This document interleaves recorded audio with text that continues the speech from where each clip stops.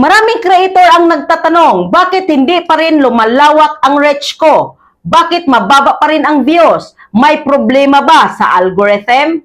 At kadalasan, ang unang sinisisi ay algorithm. Pero minsan, hindi algorithm ang kalaban. Minsan, may mga bagay lang na kailangan pang ayusin sa content. Unang dahilan, hindi agad nakukuha ang atensyon ng tao. Kapag ang unang ilang segundo ng video mo mahina, scroll agad yan. Hindi dahil pangit ang content, hindi lang nakita agad ang dahilan para panoorin ka.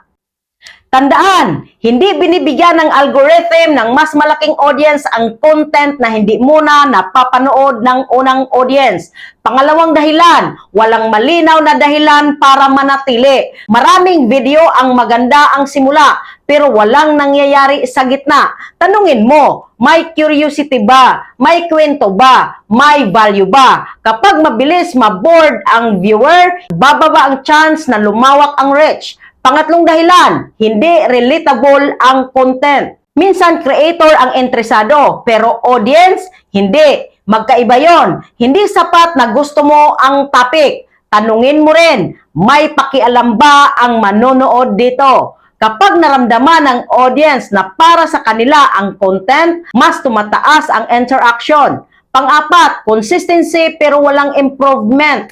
May mga creator na araw-araw upload pero pareho pa rin ang format. Pareho ang intro, pareho ang delivery, pareho ang resulta.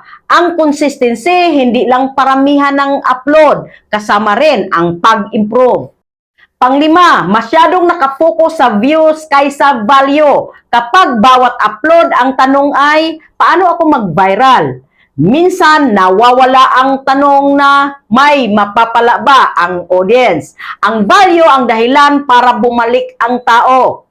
Pang-anim, hindi malinaw kung para kanino ang content. Kapag lahat target mo, madalas walang nakakaramdam na para sa kanila. Mas malinaw ang audience, mas malinaw ang mensahe, mas madaling maipakita sa tamang tao. At panghuli, masyadong maagang sumusuko. May content na hindi agad lumalakas. May creator na tahimik muna ang growth. Pero habang natututo, umaayos ang paggawa.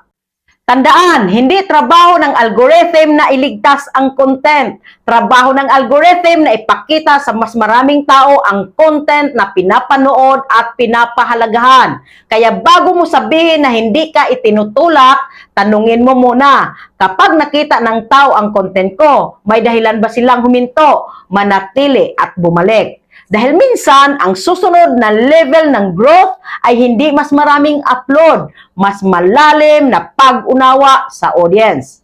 Are you with me? See you in the comment section.